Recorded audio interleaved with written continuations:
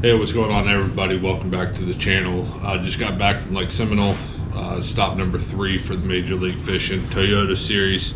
I gotta say, it was a tough one for us. Finished probably middle of the pack, but what was tough is sitting around 30th place after day 1. But going through pre-practice and practice, went up there for the weekend and spent most of my time at Spring Creek. Traditionally, that's where the bigger bags come from. And then poked around up in the Chattahoochee River a little bit. During pre-practice, was able to find 3 or 4 solid areas where the hydrilla would come out to the deeper edges. Had some timber mixed in with that hydrilla on those deeper edges.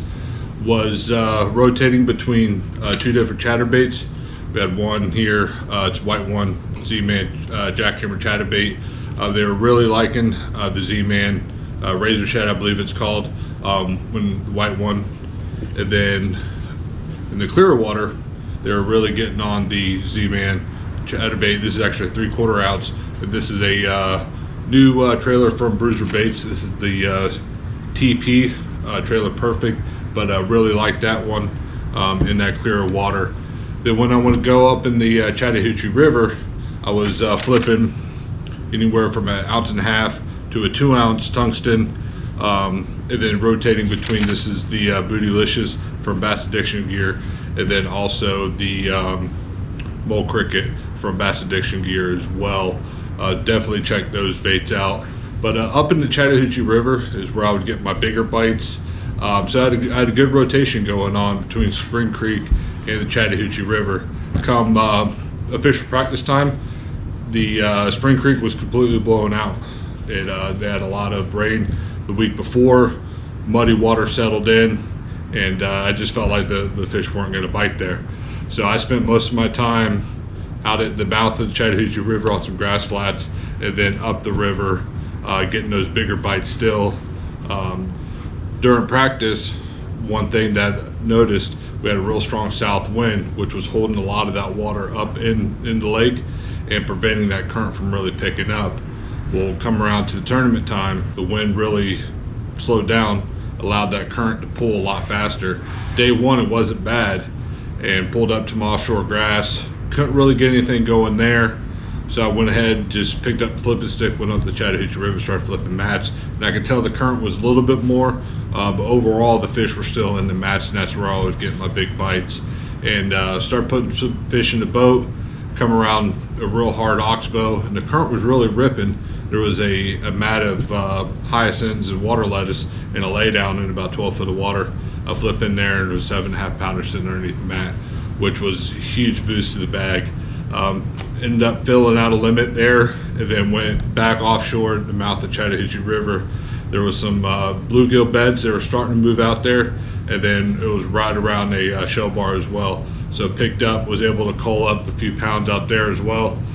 End up having 14 pounds 4 ounces on day 1. Day 2 comes around. I figured, if I can go out there and catch 12 to 14 pounds, it'll put me well within check range, but also more importantly, it'll get me the points I need to qualify for the national championship up on Pickwick. So figured, all right, let's run the same pattern as before. Let's be safe. We get out, go to the offshore grass, and I noticed that the current was a lot stronger than from day 1. The current was coming down the old creek bed, and it was coming up and eddying on the corners of the grass.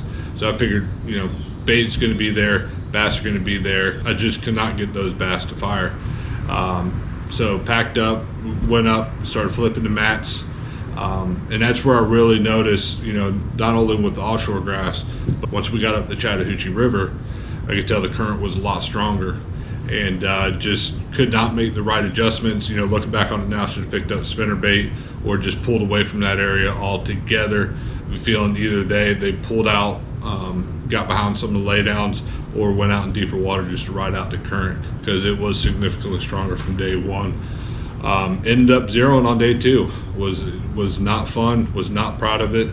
Even tried to scramble around a little bit and just pick up a few fish, just to get to weigh in and solidify some additional points. But it is what it is. Lessons learned. Like I said, never been to Lake Seminole prior to this tournament. Learned a lot, especially with current related fish. So definitely going to keep that in mind for the next go around up there. But I ended up 27th in points overall. So we'll see. I know there was a couple people that double qualified, so we'll see what comes around for the championship. But let's take a look at some of these fish catches from the tournament. Appreciate you tuning in. Do me a favor, hit the subscribe button, hit the like button, share the video out. Really trying to build the channel, get it out, and we'll see you next time. Thank you.